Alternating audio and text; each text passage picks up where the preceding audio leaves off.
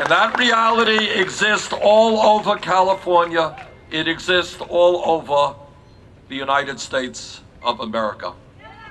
We should be, what this campaign is about in a very significant way, is demanding that the American people think outside of the box, outside of the status quo, and demand a nation that is worthy of all of us. The debate in Congress should not be whether we cut education or food stamps or health care. The debate should be how much the wealthiest people and largest corporations start paying in taxes.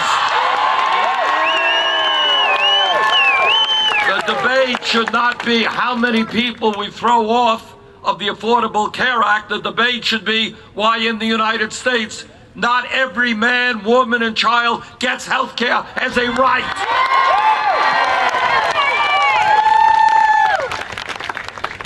What the American people understand is that we are living with a rigged economy.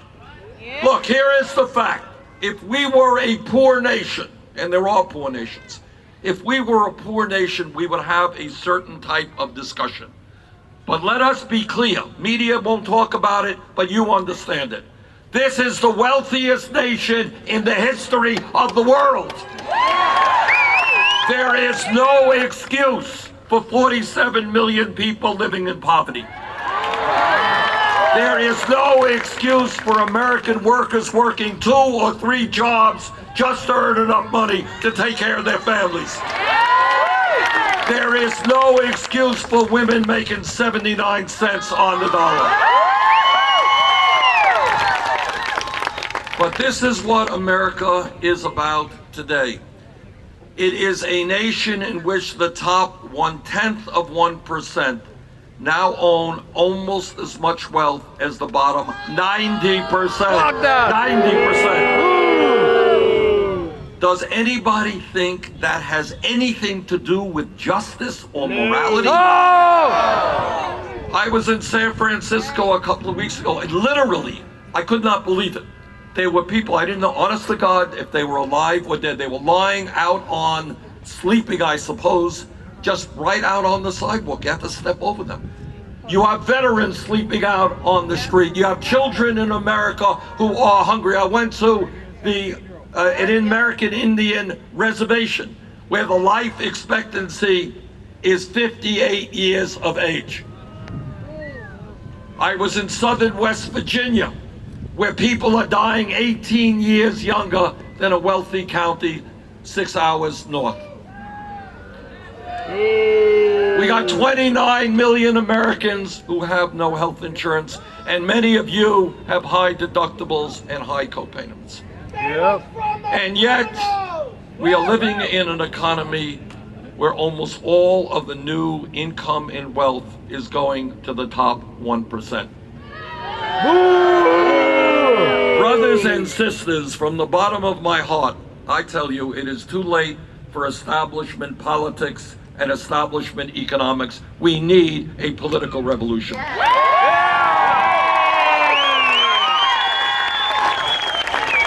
As Ray indicated, we are tired of politicians in both parties hustling money from the wealthy and the powerful. We need a political system in which the voices of working families, the pain of the middle class, starts being heard in Washington, D.C.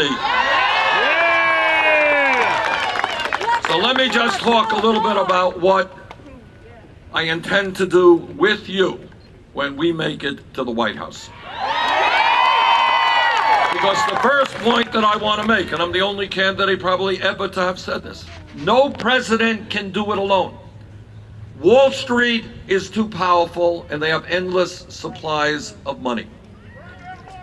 The corporate America's greed is so strong. The wealthy campaign contributors are so powerful.